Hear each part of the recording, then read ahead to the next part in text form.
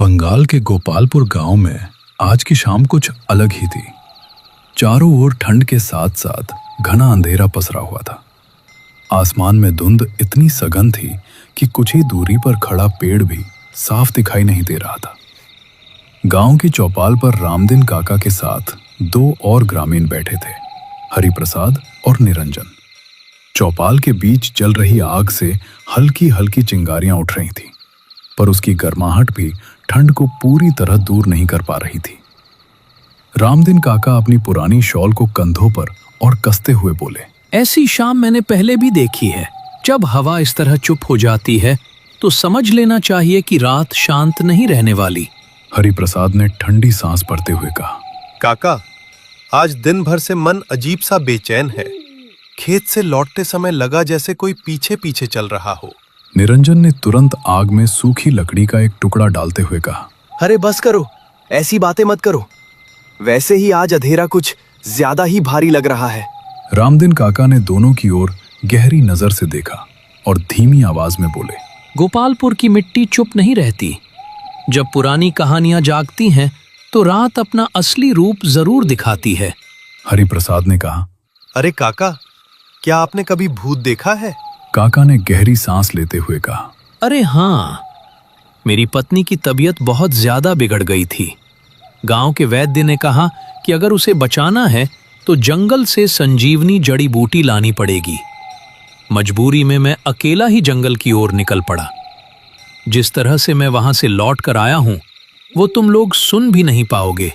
निरंजन ने उत्सुकता और डर से भरी आवाज में कहा, काका, पूरी बात बताइए ना, असल में वहां क्या हुआ था? ठीक है, तो सुनो। ये लगभग 60 साल पुरानी बात है। विष्णुपुर एक छोटा सा गांव था जहां लोग मिलजुल कर रहा करते थे। गांव के बाहर कच्चे रास्ते के किनारे गोविंद की एक छोटी सी झोपड़ी थी। उसी झोपड़ी में गोविंद, उसकी पत्नी और उसकी नन्ही सी बेटी रहते थे। एक शाम अचानक गोविंद की पत्नी की तबीयत बिगड़ने लगी। कभी तेज बुखार, कभी सांस फूलना। उसका शरीर जैसे जवाब दे रहा हो। गोविंद घबरा गया। उसने मन ही मन कहा, हे भगवान, अब मैं क्या करूं? न पास में कोई अस्पताल है, न कोई वैद्य। बेचैनी में वह सीधे मोहन काका के घर की ओर दौड़ा। दरवाजा जोर जोर से खटखटाया। दरवाजा खुलते ही मोहन काका बोले, अरे गोविंद, इतना परेशान क्यों है? सब ठीक तो है? गोविंद की आवाज कांप रही थी। काका, मेरी बीवी की हालत बहुत खराब है। आप एक बार मेरे साथ चलिए। मोहन काका बिना देर किए उसके साथ चल पड़े। झोपड़ी में पहुंचते ही उन्होंने दिए की रोशनी में गोविंद की पत्नी को देखा। उसकी सांसें उखड़ी हुई थीं, चेहरा पीला पड़ चुका था। कुछ पल चुप रहने के बाद मोहन काका गंभीर स्वर में बोले, गोविंद, अब तुझे जंगल जाना होगा। गोविंद चौंक गया। जंगल? हाँ, वहां एक संजीवनी जड़ी बूटी है, वही इसे बचा सकती है। लेकिन ध्यान रखना, आज अमावस की रात है। इस रात उस जंगल में भूत प्रेतों का निकलना आम बात है। काका ने उसकी आंखों में देखते हुए आखिरी चेतावनी दी। अगर तुझे लगे कि कोई तेरे पीछे चल रहा है या कोई तेरे अपने की आवाज में तुझे बुला रहा है तो भूल कर भी पीछे मत मुड़ना। अगर मुड़ गया तो समझ लेना तू उसी जंगल में फंस जाएगा और फिर कभी बाहर नहीं निकल पाएगा। जब गोविंद जंगल की ओर निकलने लगा तभी पीछे से उसकी बेटी की मासूम आवाज आई, पापा, मुझे भी तुम्हारे साथ जाना है। गोविंद ठिठक गया। उसने मुड़कर अपनी बेटी को देखा। उसकी आंखों में डर भी था और भरोसा भी। गोविंद घुटनों के बल बैठ गया। उसके सिर पर हाथ फेरते हुए बोला, देख बेटा, अगर तू मेरे साथ चली जाएगी तो तेरी माँ का ध्यान कौन रखेगा? तू यहीं रुक जा, मैं बस 1 घंटे में लौट आऊंगा। गोविंद ने मोहन काका की ओर देखा। काका, अगर हो सके तो मेरी बेटी और मेरी बीवी का ख्याल रखना। तू चिंता मत कर गोविंद, जितनी जल्दी हो सके लौट आना। इतना कहकर गोविंद घर से निकल पड़ा। वो सिर्फ एक आदमी नहीं था, वो उस वक्त एक पिता और एक पति था जो अपने परिवार के लिए अपनी जान को दांव पर लगाने जा रहा था। जैसे ही उसने जंगल की सीमा में कदम रखा, एक अजीब सी सन्नाटा उसे निकल गया। चारों ओर घना अंधेरा छाया हुआ था। चांद अमावस की वजह से कहीं दिखाई नहीं दे रहा था। ठंडी हवा ऐसी चल रही थी कि उसकी हड्डियां कांपने लगी। हर सांस के साथ धुएं सी भाप निकल रही थी। सूखे पत्तों पर उसके कदमों की आवाज उसे ही अजनबी लग रही थी। कुछ दूर चलने के बाद रास्ते में गोविंद को एक बुजुर्ग औरत दिखाई दी। उसके बाल बिखरे हुए थे, चेहरे पर अजीब सी कठोरता थी। उसने गोविंद को रोक लिया और भारी आवाज में बोली, बेटा, इतनी रात को जंगल में अकेले कहाँ जा रहे हो? गोविंद थोड़ा चौंका, फिर बोला, अम्मा, मेरी पत्नी बहुत बीमार है, मुझे संजीवनी बूटी चाहिए। अरे बेटा, तुझे पता नहीं आज अमावस की रात है। इस रात जंगल में संजीवनी लेने जाना मतलब मौत को बुलाना। तुझे अपनी जान की जरा भी फिक्र नहीं। अम्मा, आप ऐसी बातें क्यों कर रही हैं? मेरी बीवी की हालत बहुत खराब है। बेटा, जिस जंगल में तू जा रहा है वहाँ पिशाच, चुड़ैल और छलावा का बसेरा है। तू जंगल में तो चला जाएगा, पर वापस आएगा या नहीं कोई नहीं जानता। मेरी बात मान, अभी घर लौट जा। सुबह उजाले में संजीवनी लेने जाना। नहीं माँ, मुझे अभी ही जाना होगा। मेरी बीवी शायद सुबह तक जिंदा ना रहे। ठीक है बेटा, तो एक बात याद रखना, अगर रास्ते में तुझे कोई दिखे या पीछे से कोई पुकारे तो रुकना मत, पीछे मुड़ना मत। फिर उसने गोविंद के कान के पास झुककर एक मंत्र बताया। अगर कोई बड़ी मुसीबत आए तो इस मंत्र का जाप करना, ये तुझे बचाएगा। गोविंद ने हाथ जोड़कर उसका धन्यवाद किया और आगे बढ़ गया। जैसे जैसे वो जंगल की गहराई में जा रहा था, वैसे वैसे पीछे से अजीब अजीब आवाजें आने लगी। कभी हंसी, कभी रोने की आवाज, कभी पत्तों के कुचले जाने की। कुछ देर बाद उसे साफ महसूस हुआ कोई उसका पीछा कर रहा है। गोविंद रुक गया। दिल जोर जोर से धड़कने लगा। मन ने कहा, मुझे किसी भी हालत में पीछे नहीं मुड़ना, ये सब भ्रम जाल है। तभी अचानक एक आवाज आई। गोविंद, उसकी सांस अटक गई। वो आगे ही देखता रहा। तभी उसने देखा उसके सामने एक औरत खड़ी थी। साफ कपड़े, शांत चेहरा। गोविंद ने कांपती आवाज में पूछा, आप यहाँ इतनी रात को? मैं भी संजीवनी बूटी लेने आई थी, लेकिन रास्ता भटक गई हूँ। आप कहाँ जा रहे हैं? मैं भी संजीवनी लेने जा रहा हूँ। मेरी बीवी बहुत बीमार है। औरत मुस्कुराई। अरे वाह, तो अच्छा हुआ एक साथी मिल गया। चलो साथ चलते हैं। गोविंद का मन अजीब तरह से सिकुड़ गया। फिर भी उसने खुद को समझाया और बोला, ठीक है, चलिए। करीब 10 मिनट साथ चलने के बाद गोविंद ने पूछा, आप कहाँ रहती हैं? और इतनी रात को अकेले जंगल में क्यों आ गई? किसी के साथ नहीं आई? अभी उसकी बात पूरी भी नहीं हुई थी कि पीछे से एक भयानक आवाज गूंज उठी। गोविंद डर के मारे वहीं जम गया। पीछे से आवाज आई, वहीं रुक जा, आगे मेरे बच्चे खेल रहे हैं। अगर उन्हें कुछ हुआ तो मैं तेरा जान ले लूंगा। गोविंद के कंधे पर अचानक उस औरत का हाथ पड़ा। हाथ नहीं, जैसे किसी मुर्दा चीज की पकड़ हो। लंबे लंबे नाखून, स्याह उंगलियां और बर्फ सी ठंडक। गोविंद जोर से चीख पड़ा। उसी पल उसे उस बुजुर्ग मां की बात याद आ गई। डर के मारे उसका शरीर कांप रहा था। फिर भी उसने आंखें बंद की और पूरी ताकत से मंत्र पढ़ने लगा। ओम नमः शिवाय। ओम क्लीं काली कपालिनी रक्ष रक्ष स्वाहा। ओम ह्रीं ह्रीं भूत प्रेत विनाशाय स्वाहा। जैसे ही मंत्र गूंजा, वो भयानक हाथ अचानक गायब हो गया। पीछे से आती सारी आवाजें भी एक पल में थम गई। गोविंद ने गहरी सांस ली। पसीने से पूरा शरीर भीग चुका था। वो बिना पीछे देखे आगे बढ़ने लगा। अभी वो ज्यादा दूर भी नहीं गया था कि अचानक रास्ते में उसे अपनी बेटी दिखाई दी। वो रो रही थी।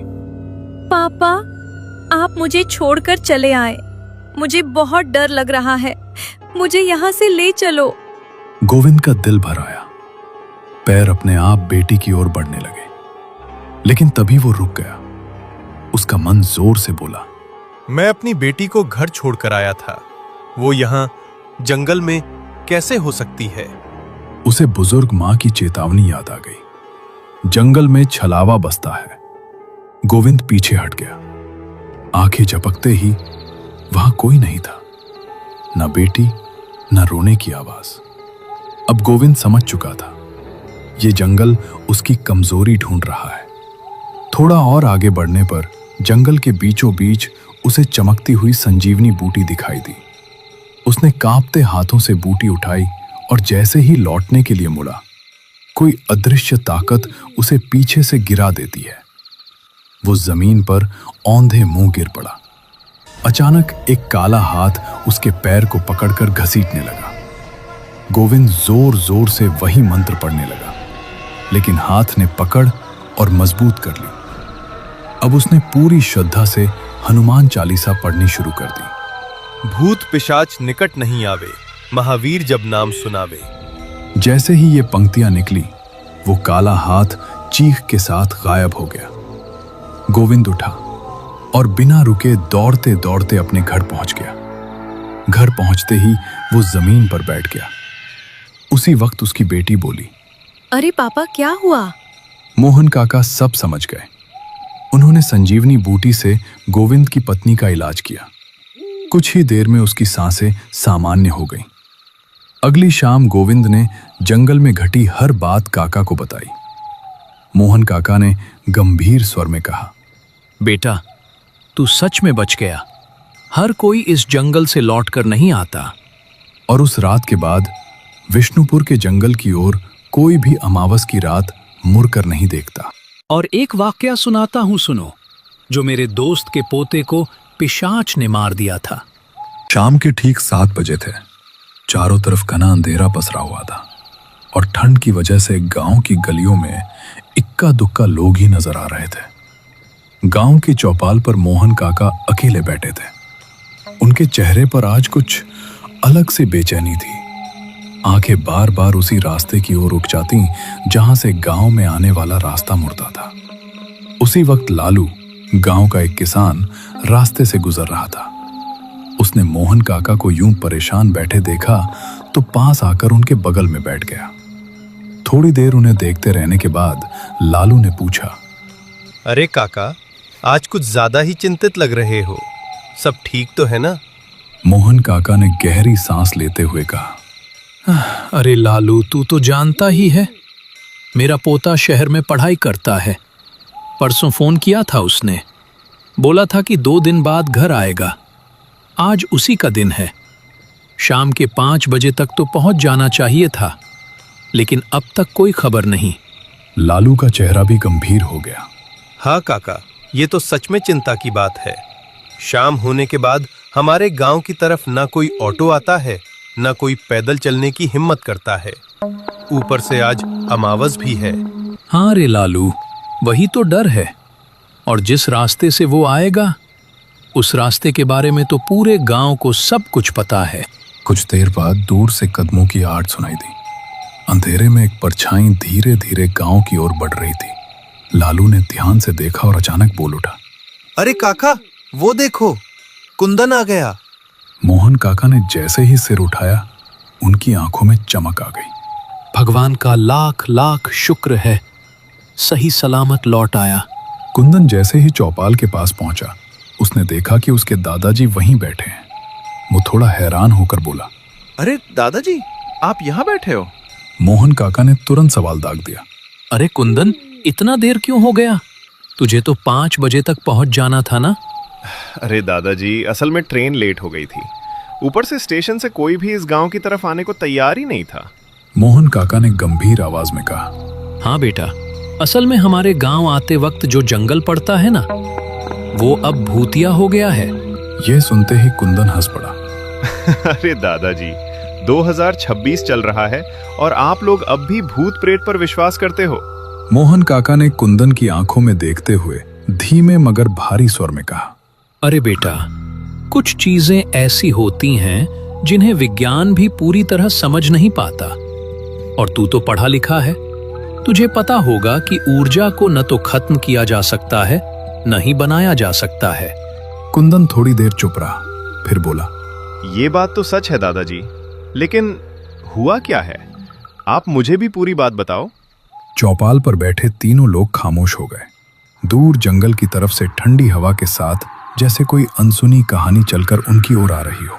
मोहन काका ने गहरी सांस ली, ऐसी सांस जैसे सीने के अंदर कोई पुराना जख्म फिर से खुल गया हो।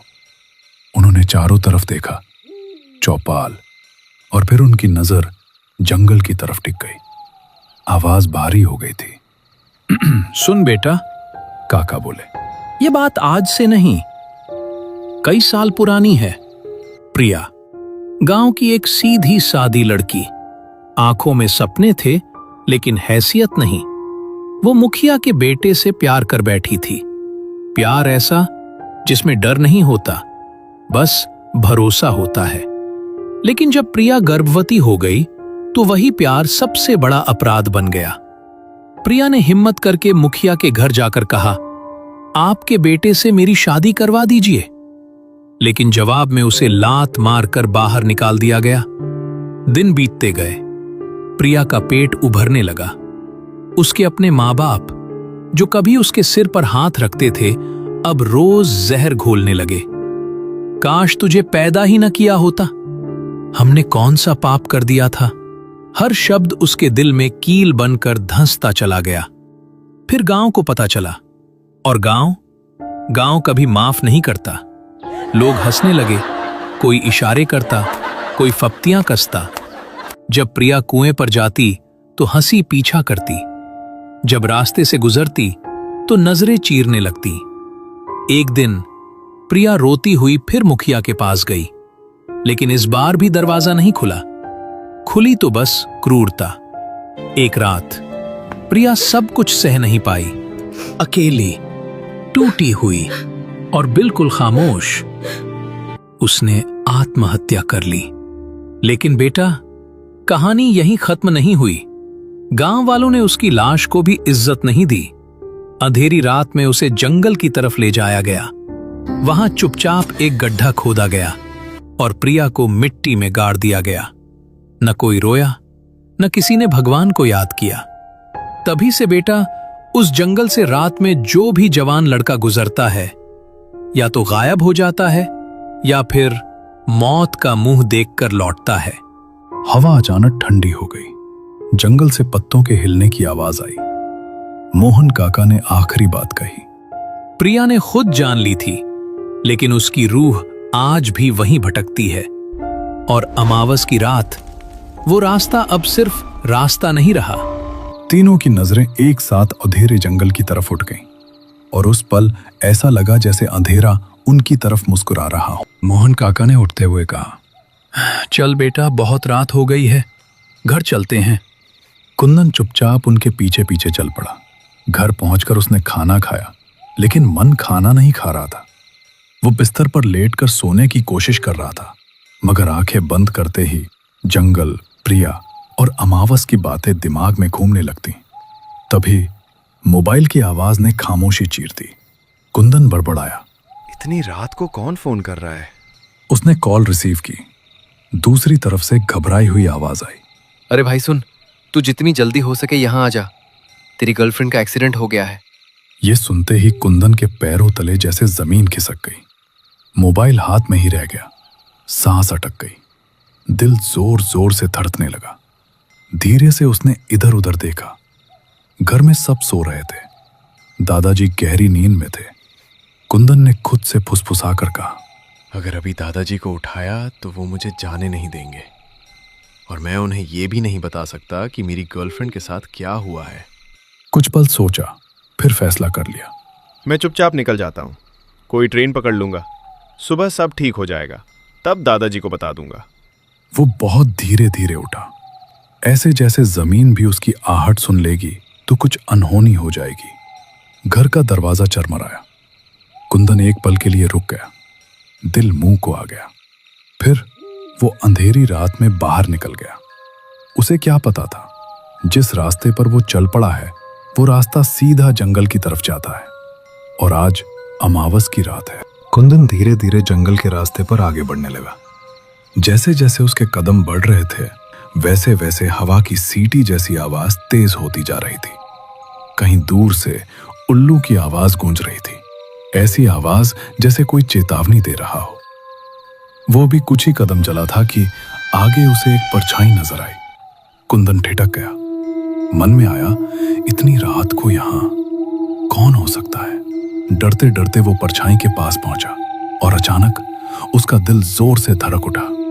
उसके सामने दादाजी खड़े थे। कुंदन ने मन ही मन कहा, मर गया, अब तो दादाजी बहुत डांटेंगे। दादाजी की आवाज गुस्से से भरी हुई थी। तुझे मना किया था ना, फिर क्यों जंगल में आ गया? उन्होंने उंगली से रास्ता दिखाते हुए कहा, चला जा यहां से और पीछे मुड़कर मत देखना। कुंदन कुछ बोल नहीं पाया। मजबूरी में उसने कदम वापस गांव की ओर मोड़ लिए।